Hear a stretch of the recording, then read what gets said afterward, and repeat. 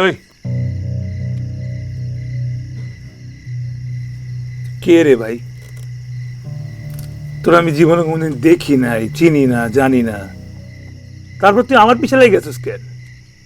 আমার জীবনটা তো কারাগারি কেন তোর? কি করছিলাম? হ্যাঁ, কে তুই? বল, কথা বল, কথা বল। দোস্ত, ওর দোস্ত তুই তুই ফিরাইছস। আমি তো বিশ্বাসই করতে পারতেছি না দোস্ত, তুই ফিরাইছস। আমার যে কি ভাল লাগতেছে।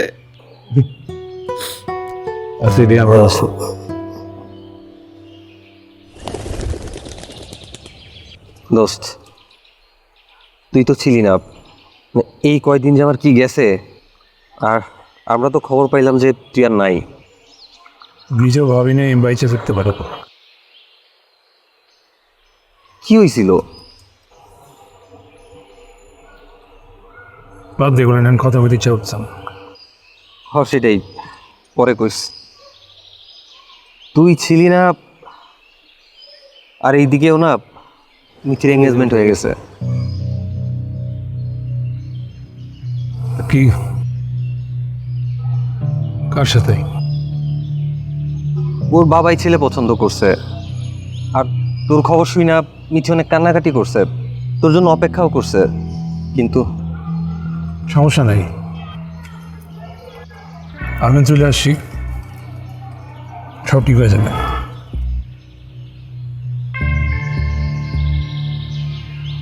8টা মাস অপেক্ষা করতে পারলে রে।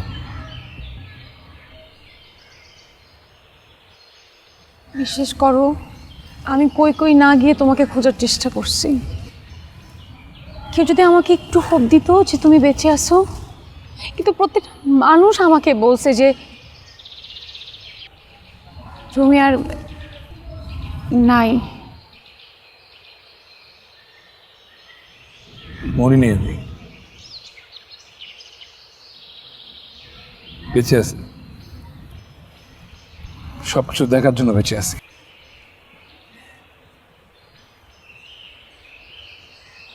সব কিছু বলতে? আর এই 8টা মাস তোমার তো একটাবার সময় হয়নি আমার খোঁজ নেওয়ার, আমাকে একটা ফোন দেওয়ার। খোঁজ নেওয়ার মতো অবস্থায় ছিলাম না আমি। আল্লাহর ইচ্ছে বেঁচে গেছি। পুলিশ হাতে ধরা পড়ার পর প্রথমে হাসপাতাল, তারপর জেলখানায় ছিল। আমি কিভাবে দেশে আসছি জানো? এগুলো তুমি বিয়ে করে ফেলবা। আমার ফ্যামিলি থেকে আমার এঙ্গেজমেন্ট করে ফেলেছে, আমি তো আটকাতে পারি নাই। আর আমি কার ভরসা আটকাবো? তুমি আমাকে বলো, তুমি তো জানো যে আমার বাবা অসুস্থ। যা হয়েছে হয়েছে, এখন তো আমি চলে আসছি। বাসা বলে তো বিয়েটা করতে পারবে, আর তোমার বাসা তো আমার কথা জানে। কিন্তু এখন তো সবকিছু ঠিক হয়ে গেছে, আর তুমি জানো যে বাবা অসুস্থ। একই কথা বারবার। আমি তো কিছু কার জন্য করছি? তোমার জন্য না?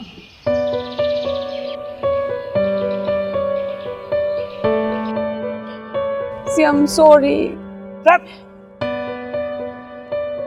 কিসের সরি? লাইফটা শেষ হয়ে গেছে আমার, তুই বলছিস সরি? দেখো, আমি তো নিজের ইচ্ছে কিছু করতেছি না, তুমি কি বুঝতে পারছো? চুপ থাকো, মেয়েরা সব একরকম। আমি উল্টাপাল্টা কিছু করার আগে যাও এখান থেকে, যাও যাও যাও যাও।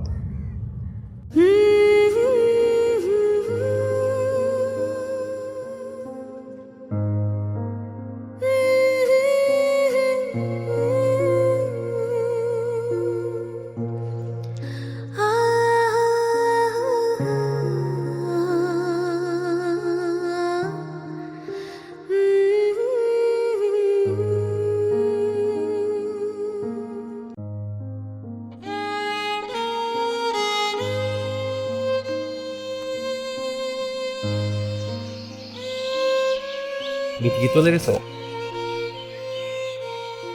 খবর পেয়েছিস কোনো বাচ্চু?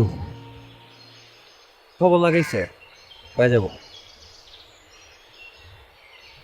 কুত্তা বাচ্চারে পাইলে যে আমি কি করবো?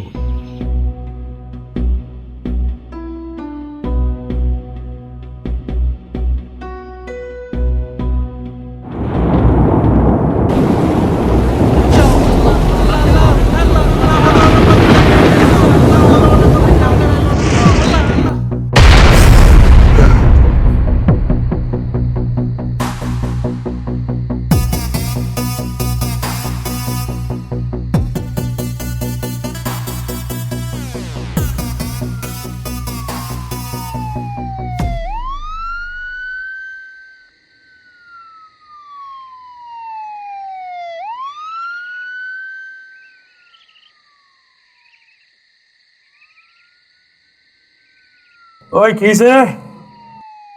রিফাতের আম্মু একটু অসুস্থ হয়ে গেছে, তাই হাসপাতালে নিয়ে যাচ্ছে।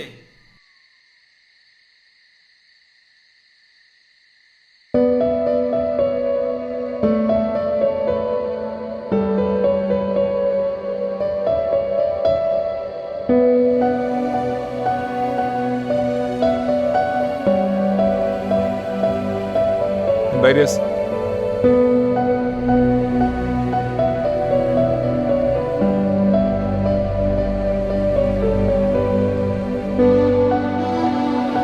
কি অবস্থা এখন?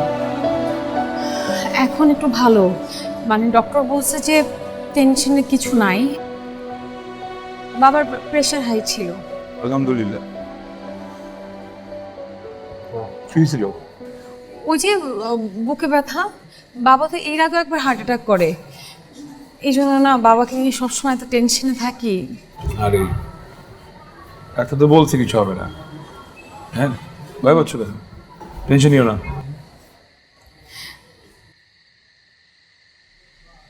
তুমি একটু যাও, এখানে সবাই আছে, আর আমি বাবাকে নিয়ে কালকে সকালে বাসে চলে যাবো, তারপর কথা হবে। হ্যাঁ ঠিক আছে।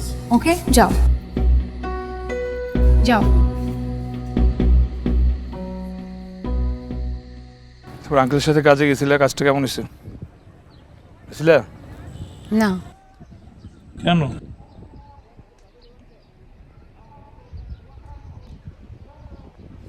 সিয়াম,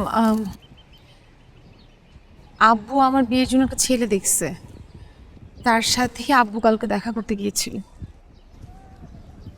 তুমি না বললে আঙ্কেলের কাজ আছে, কাজে গেছে, মানে কি? তুমি সব কিছুতে এরকম রেগে যাও কেন? সিয়াম, আমিও তো জানতাম না। দেখো, আব্বু অসুস্থ, আব্বু চায় আমাকে সেটেল দেখতে। তা আমার কথা বলতে পারলে না? কি বলবো তোমার কথা? তুমি কিছু করো, নিজের পড়াশোনাও শেষ করো নাই, না আছে আয় রোজগারের কোনো চিন্তা। করি না বলে কি করবো না? বুঝতেছো না কেন সিয়াম? বাবা চায় আমি বাইরে সেটেল হই, আর ছেলে ইটালি থাকে, তাই বাবা বাইরের ছেলে দেখছে। তুমি কি চাও? আমি তো তোমাকে চাই বলেই তোমাকে বলছি। সিয়াম, আমাদের হাতে সময় খুব কম, তোমার কিছু একটা করতে হবে, তোমার বাইরে যাওয়ার ব্যবস্থা করতে হবে। আমি বাবার বাইরে গিয়ে ডিসিশন নিতে পারবো না। দেখতেছি, হ্যাঁ, আমি দেখতেছি, টেনশন নিও না।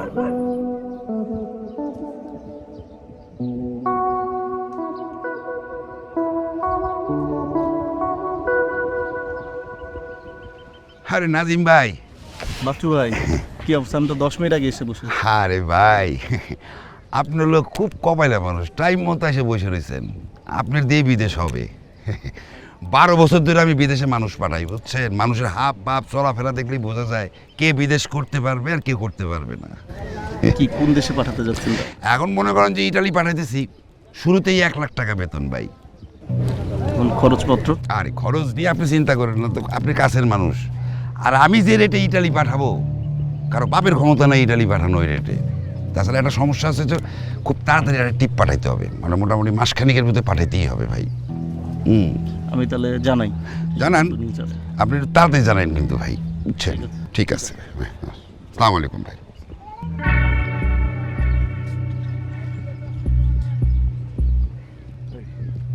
সাথে কথা বলি। জি ভাই, বলেন। যে বিদেশ নিয়ে কি জিনিস বলতেছিলেন বাইরে, আমিও ধরেন বিদেশ যাওয়ার প্ল্যান করছিলাম। ভাই বিদেশ তো অনেক কষ্টের জায়গা, কষ্ট করতে পারবে না আপনি, দেখে তো মনে হইতেছে না যে আপনি পারবেন। না কি বলেন ভাই, আমি পারবো পারবো।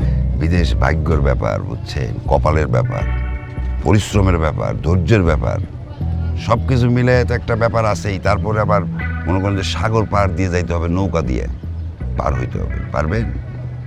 টাকা লাগবে কিন্তু 4 লাখ ভাই, আর সপ্তাহখানিকের মধ্যে টাকাটা জমা দিতে হবে আপনার। পারবেন? টাকা যা লাগে আমি দিব, আচ্ছা তো আপনি আমার পাঠানোর ব্যবস্থা করেন। ঠিক আছে, তাহলে আপনি আমার ব্যাপারটা কনফার্ম করুন। জি কনফার্ম করলাম। আপনার করুন, আমার নাম্বারটা দিন। আপনার নাম্বারটা বলেন। 016 01645 42 42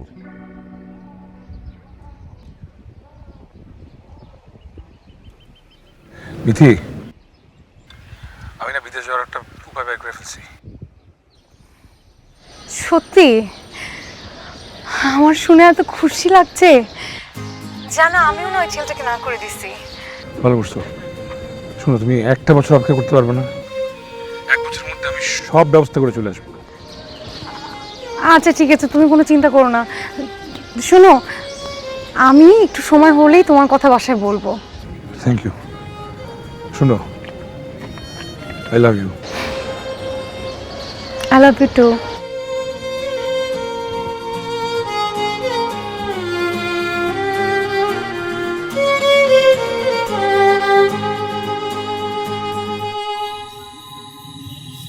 কিরে ভাই, আসছিলেন তো কাইল হয়ে, 7-8 দিনে দেখছি চেহারা সুরত তো ভালোই হয়েছে।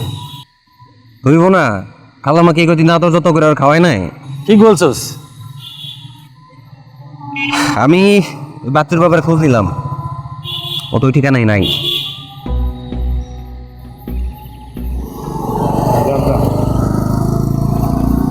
শালা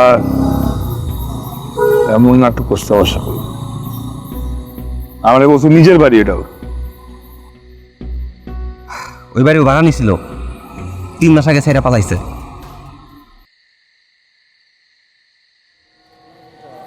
তো করে ছবি বেড়ে গেছি। এই দেখ, চিনে রাখ, ভালো মতো চিনে রাখ। আরে সালাডটা চিজ তো। গ্রুপে পাঠা।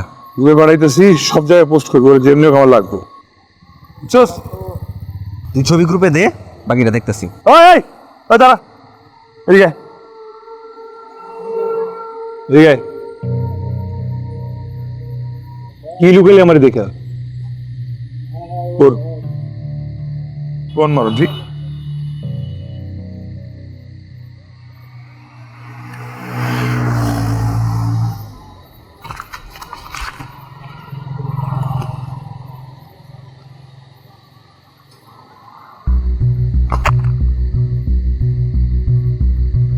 খারাপ খারাপ।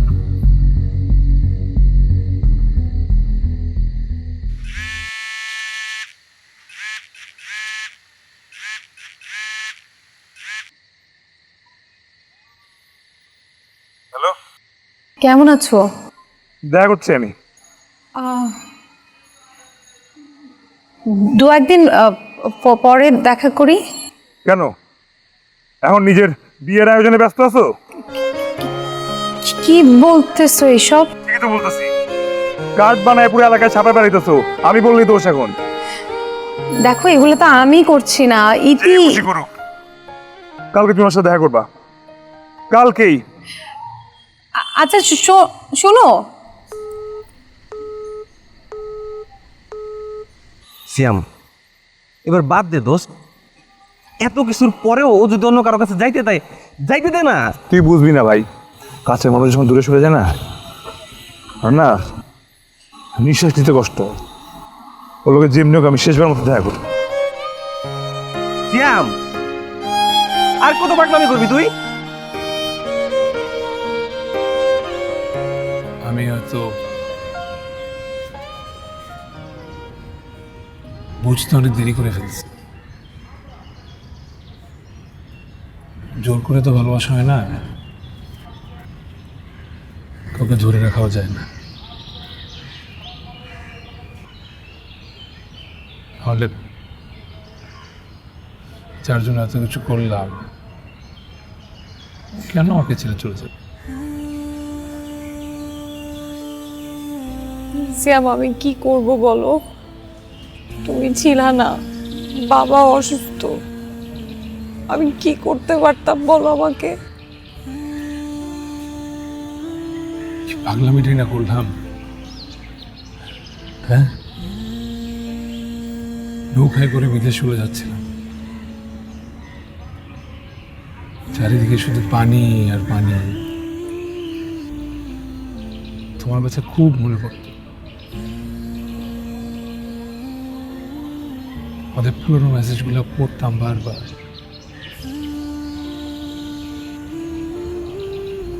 আমার একটা শান্তি লাগতো।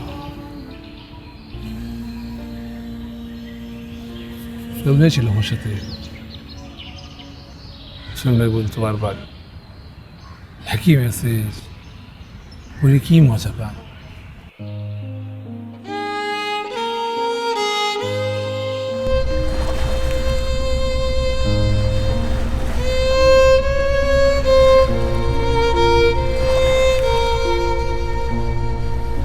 হ্যাঁ কি মেসেজ, বারবার করে আর কত করবেন? বুকটা খুলে যদি যাইতে পারতাম, কি যে শান্তি লাগে। এই যে নিত্য প্রতিদিন একবার করে খুলে পড়ি, আবার ফোনটা অফ করে দিই। আমারও তো বাড়ির বউ বাচ্চা আছে, খুব মনে পড়ে আমার কথা, কিন্তু কি করবো, ওগো ভাগ্য বদলালেন লেগেই তো নিজের ভাগ্য বাজি ধরছে। ওগো সুন্দর একটা ভবিষ্যতের লেগেই তো এনে আসা। ভাই ভাই ভাই মনে না বাঁচতে পারুম ভাই, মনে না বাঁচতে পারুম। ভাই এইসব কথা বললেন না ভাই, আমরা এক লগে ইতালি যাবো।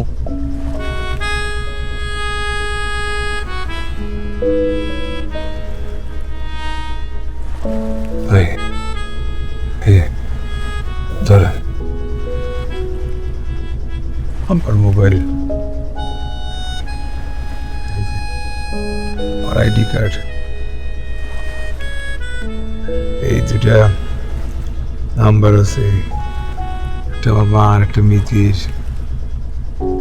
পৌঁছাইলে ফোনটা খুইলা ওরা জানাই দেন যে আমি কথা রাখতে পারি নাই, আমার যা চলে মাফ করে দেয়, মাফ করে দেয়।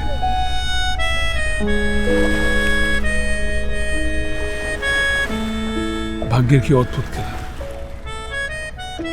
সেদিন রাতে ঝড় হয়, আমি বেঁচে যাই, মারা যায় সোহেল।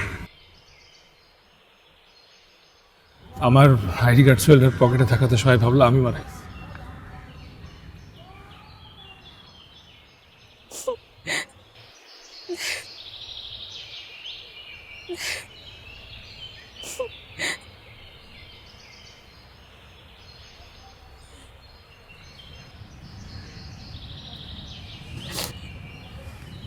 শ্যাম, শ্যাম তুমি তো তোমার সব কিছু বললা, তাকাও তাকাও আমার দিকে তাকাও, আমার তো কিছু শুনলা না শ্যাম। দেখ, শুনেও থাকবে না, কিছু বাকি নেই।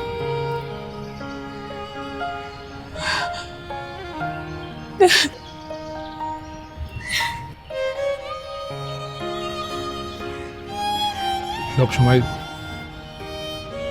আল্লাহর কাছে দোয়া করতাম যাতে আমাকে বাঁচায় দেয়। তোমার সাথে দেখা,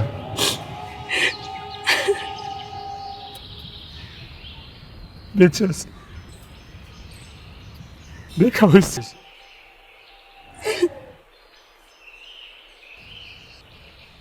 তুমি আর আমার নাই।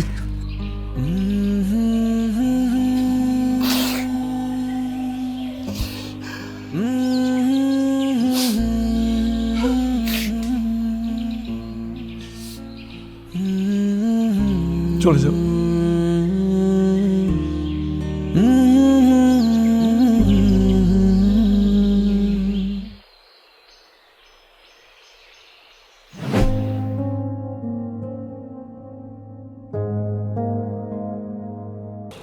কি আব্বা কিছু খাবি? লেবু শরবত বানাই দিবা এক গ্লাস। হ, দিব না কেন, তুই দাঁড়া আমি আনতেছি।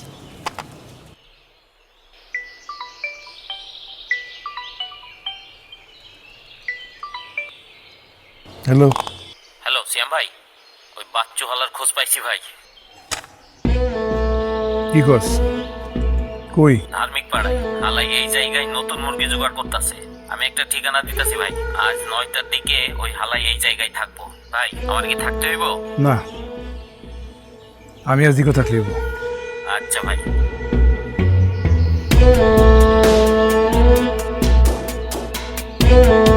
ওই কই তুই রওনা দিছস? দোস্ত, মা না হুট করে একটু অসুস্থ হয়ে গেছে বুঝছস। আমি যে মারে একটু ডাক্তার দেখাই তারপরে আসতেছি। তুই ওয়েট কর। না না থাক, তোর আসা লাগবো না, পরে আমি দেখতেছি। আচ্ছা, এরপরেও যদি কোনো দরকার হয় তোমার সাথে সাথে ফোন দিস। হ্যাঁ হ্যালো, কই তুই? এই যে আমি দোকানের সামনে যাইতেছি, কলেজতলা দাঁড়াচ্ছি, তুই আয়। আরে ভিসা হয়ে গেছে, সব কমপ্লিট, আমার টিকিট করা লাগবে, তুই আয়। তো টাকা লাগবে এই সপ্তাহের মধ্যে, তোর সাথে জরুরি কথা আছে, আয়। আমি দাঁড়াইলাম, 5 মিনিটের মধ্যে আসবে কিন্তু। হ্যাঁ রাখলাম। বাচ্চু, কিরা কিরা কিরা আপনি? হ্যাঁ ওরে ভাই, এ ভাই,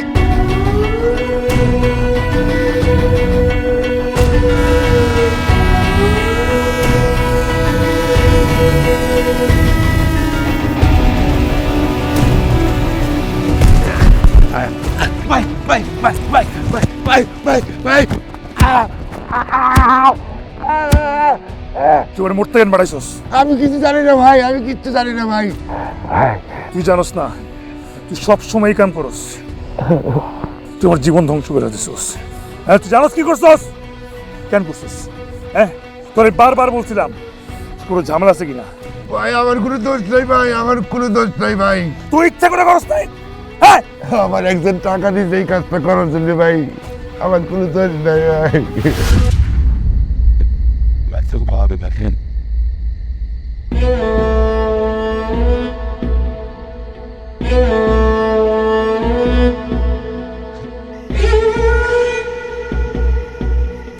বল কে করতে বলছিস তোরে?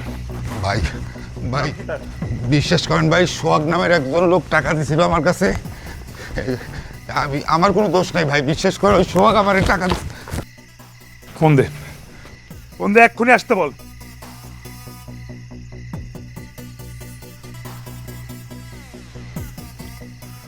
ভাই কেমন আছেন? ভালো। একটা বিপদে পড়ে ফোন দিলাম ভাই। কি? ওই যে আপনি তারা বিদেশ পাঠানোর জন্য টাকা দিছিলেন, সে তো মনে করেন যে সব জানিয়ে গেছে। তার সাথে আমার বিরাট ধস্তাধস্তি, এক পর্যায়ে রাগের মাথালে আমি ইট দিয়ে মাথা পিছে বাড়ি মারছি, সে তো অজ্ঞান হয়ে গেছে ভাই। আর আর কাউরে জানিয়েছেন? না ভাই, কারো জানানি, আপনিই জানালেন ভাই। ঠিক আছে, কই আছেন এখন? ভাই আমি ওই যে ধার্মিক পাড়ায় আছি, পুরনো ইট ভাটায়। আচ্ছা, আমি আসতেছি, আমার আসতে 2 ঘন্টা লাগবে। হ্যাঁ আচ্ছা ঠিক আছে, আপনি আসেন, আমি এদিকে দেখি কি করা যায়। জি ভাই।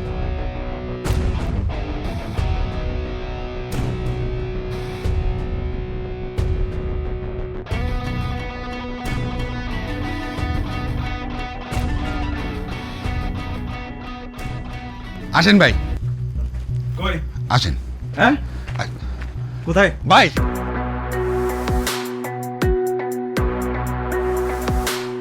এই লোকটা আমার টাকা দিছিল ভাই, এই সেই লোক।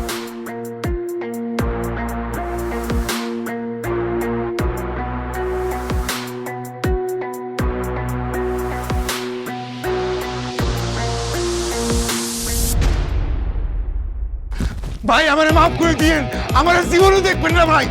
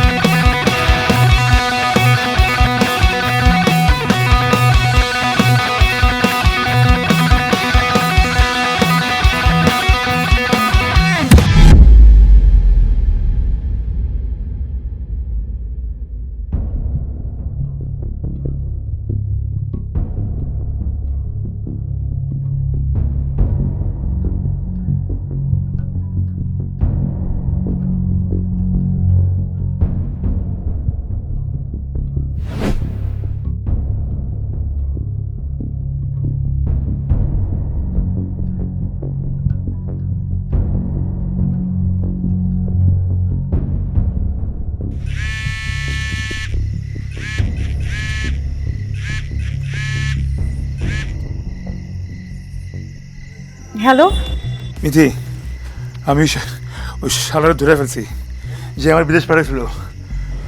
কে ওই দালালটা? না না, ওই বাচ্চু না, ওই বাচ্চুরে কোন শালা জানি টাকা দিয়ে এগুলো করেছে। আমি ওর এখানে আনাইছি, আনে এখন ধরে রাখছি। আজকে আমি সব বাইর করবো শালাগুলো কেন করছে আমার সাথে, আমাদের সাথে কেন করছে এগুলো। কিছু বলছে? হ্যাঁ, অজ্ঞান হয়ে আছে, জ্ঞান ফিলে সব বাইর করতেছি। ও সিয়াম, আমার না ভয় লাগতেছে। তুমি কই আছো এখন? আমি পুরানিটার পাঠাই আছি, তুমি টেনশন নিও না, সব ঠিকঠাক আছে। শোনো, মোবাইলে চার্জ নেই, যে কোনো সময় বন্ধ হয়ে যাবে। আচ্ছা, আমি তোমার সব ব্যবস্থা করে জানাচ্ছি। হ্যালো হ্যালো,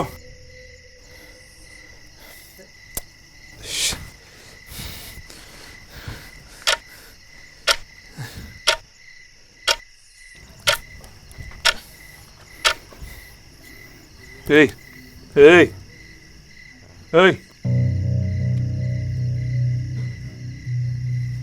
কে রে ভাই? তোরা আমি জীবনে কোনোদিন দেখি নাই, চিনি না, জানি না, তারপর তুই আমার পিছনে লেগে গেছিস কেন? আমার জীবনটা তো কারাগারি কেন তোর? কি করছিলাম? হ্যাঁ, কে তুই? বল, কথা বল, কথা বল।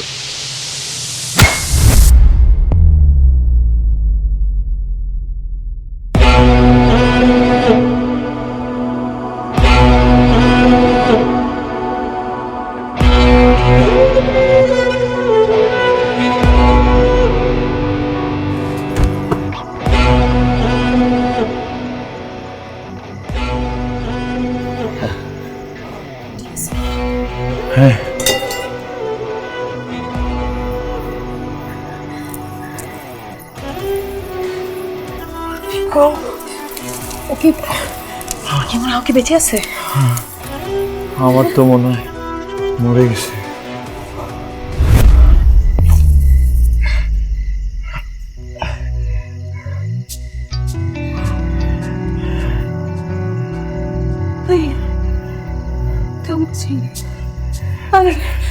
আমরা চাই নাই। এখন এসব বলে কোনো লাভ নাই, রাতের মধ্যে বডিটার একটা ব্যবস্থা করতে হবে। বাইরে একটা ভ্যান আছে, ওই যে সামনে একটা ব্রিজ আছে, নদীতে ফেলে দিতে হবে। বাবু,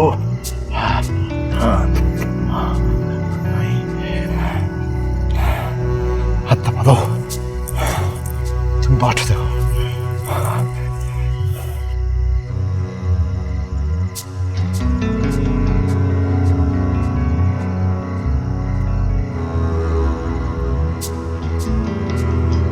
কেন এমন করছো আমার সাথে?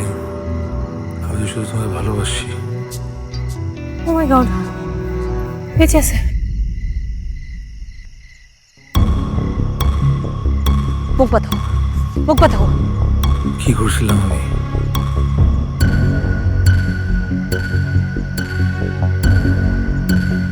ভেবে দেখ তুই আমার সাথে কি করছিস।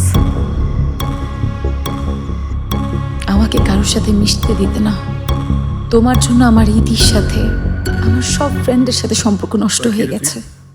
কি সমস্যা তোর? কেউ আমার সাথে একটু হেসে কথা বললে তুমি তার গায়ে হাত তুলতে। তোমার ভয়ে কেউ আমার সাথে ঠিকমতো কথাও বলতো না। আমাকে পুরোপুরি একা করে দিয়েছিলে তুমি। তারপরও তোমার শুধু সন্দেহ। কি করবা তাইলে? মারবা আমাকে? মারতে যাবো? ছোট ছোট কারণে আমার গায়ে হাত তুলতেও তুমি কখনো চিন্তা করোনি। তোমার এসবের কারণে আমাকে নিয়ে টেনশন করে আমার বাবাও অসুস্থ হয়ে যায়। যেইভাবে বলবোই ভাব। মেরে ফেলো আমাকে। সিয়াম, আমি বেঁচে থেকেও ভিতরে ভিতরে মরে যাচ্ছিলাম। চিন্তা করো না, মরলে একসাথে। আমি যাতে তোমাকে কখনো ছেড়ে না যাই, তাই তুমি আমার ভিডিও করে রেখেছিলে। আমি ব্রেকআপের কথা বললে এই ভিডিও ছেড়ে দেবার ভয় দেখাতে আমাকে। ঠিক বলেছো তুমি। তুমি শুধু আমাকে ভালোবাসছো, কিন্তু আমাদের সম্পর্কে না ছিল বিশ্বাস, না ছিল সম্মান। সিয়াম, সম্পর্কে ভালোবাসার থেকে সম্মানটা বেশি দিতে হয়। যেটা তুমি আমাকে কখনোই দাও না।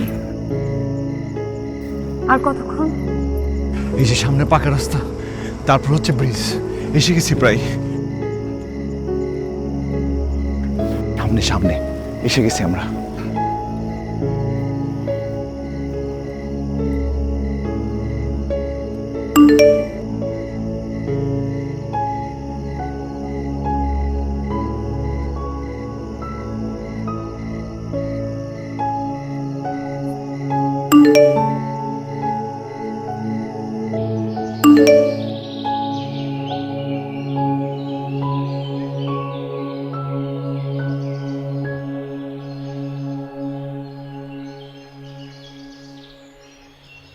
হাই।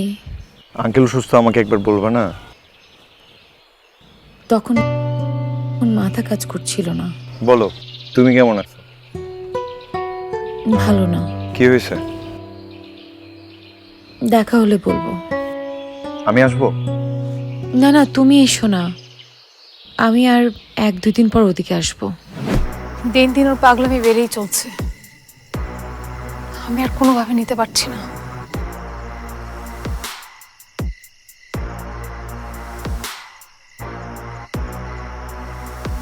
কি অবস্থা করেছো তোমার চেহারা? ভালোবাসা কি অদ্ভুত জিনিস না? যে চায় সে পায় না, আর যে পায় তার কাছে কোনো মূল্যই থাকে না। যে কোনো ভাবেই হোক আমি ওর কাছ থেকে মুক্তি চাই। তুমি কি কোনো উল্টাপাল্টা চিন্তা করছো? না না, আমি শুধু চাই ও আমার কাছ থেকে দূরে সরে যাক, বাস। শুধু আমার কাছ থেকে দূরে সরে যাক। আচ্ছা, আমাকে একটু ভাবতে দাও, একটা দিন ভাবতে দাও। চিন্তা করো না, চলে আসছি প্রায়। হ্যালো, হ্যাঁ বলো। আমার মাথায় একটা প্ল্যান আছে। কি আইডিয়া? তুমি শুধু আমি যাই বলবো তাই করবা। আরে ভাই, এমন দেশে পাঠাবো না, 3-4 বছর তো দেশেই ফিরতে পারবে না। দারুণ, আপনি জাস্ট কাজটা করে দেন, সব টাকা হয়ে যাবে এরপরে। কোনো চিন্তা করেন না আপনি। আমি এমনটা কখনো চাইনি। আমি তো এমনটা চাইনি, কিন্তু এমনভাবে কাজটা করতে হবে যাতে মনে হয় আত্মহত্যা। সব খুলতে হবে, ভোর হয়ে যাচ্ছে, তাড়াতাড়ি হেল্প মি, হেল্প মি।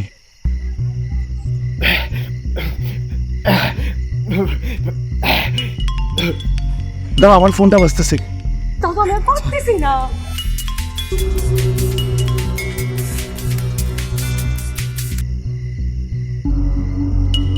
তুমি ওকে দাঁড়াও, তুমি এটা করো, আমি জাস্ট ফোনটা ধরে আসি। Please please please.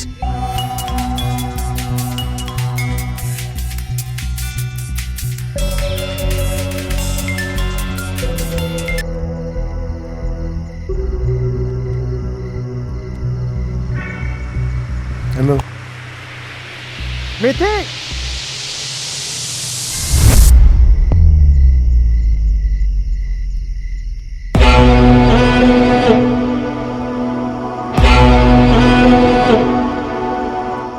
বাঁচলে একসাথে বাঁচব, মরলে একসাথে মরব।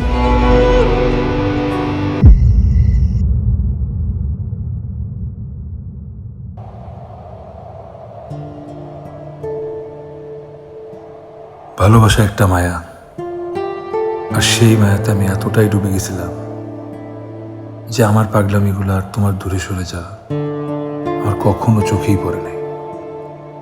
আমি জানি না আমি যা করছিলাম তা ভুল ছিল না ঠিক, তো আমি যা করছি তা শুধু তোমাকে পাগলের মতো ভালোবেসে করছি, আর তুমি শুধু আমার পাগলামিটাই দেখছো, ভালোবাসাটা না। মা সবসময় বলতো ভালোবাসা সবসময় যত্ন করে আগলে রাখতে হয়, জোর করে রাখতে গেলে তা তোমার থেকে দূরে সরে যাবে। মার কথা অনেক মনে পড়তেছে, মনে পড়তেছে ভাই বন্ধু সবার কথা, আমার নিজের কথা। আমি শুধু তোমাকে হারাই নাই, হারাই ফেলছিলাম নিজেকেও।